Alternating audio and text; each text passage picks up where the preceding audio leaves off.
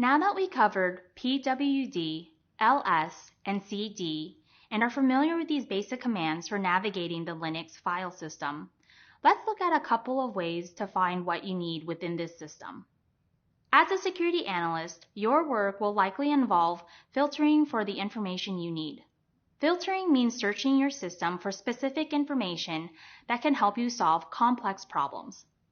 For example, imagine that your team determines a piece of malware contains a string of characters. You might be tasked with finding other files with the same string to determine if those files contain the same malware.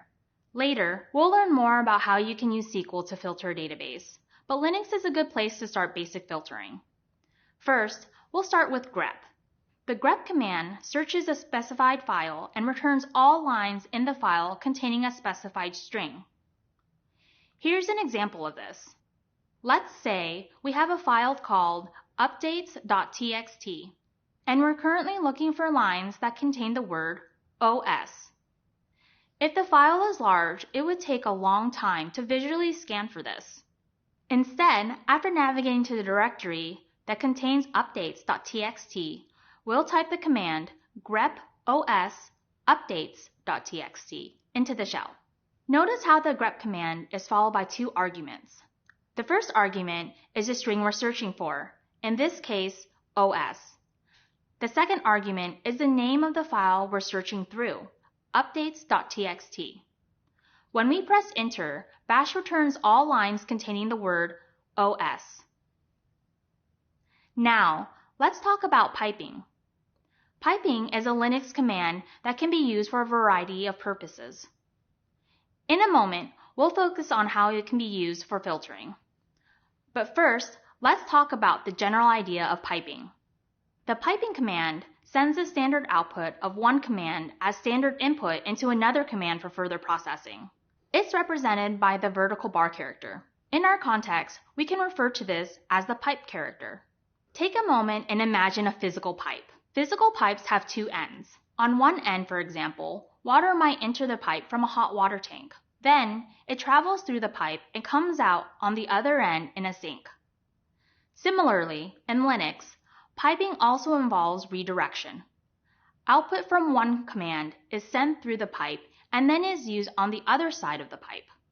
Earlier in this video, I explained how grep can be used to filter for strings of characters within a file. Grep can also be incorporated after a pipe. Let's focus on this example.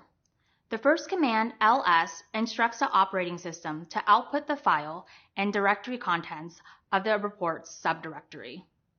But because the command is followed by the pipe, the output isn't returned to the screen. Instead, it's sent to the next command.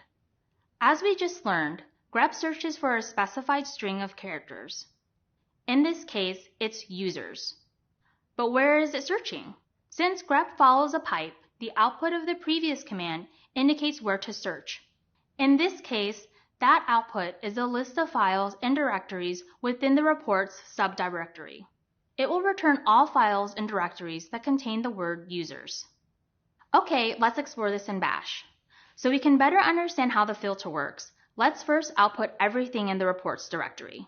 If we were already in the directory, we would just need to input ls. But since we're not, we'll also specify the path to this directory. When we press enter, the output indicates there are 7 files in the reports directory. Because we want to return only the files that contain the word users, we'll combine this ls command with piping and the grep command. As the output demonstrates, Linux has been instructed to return only files that contain the word users.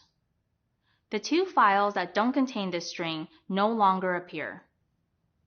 So now you have 2 different ways that you can filter in Linux while working as an analyst. Navigating through files and filtering are just part of what you need to know. Let's keep exploring the Linux command line.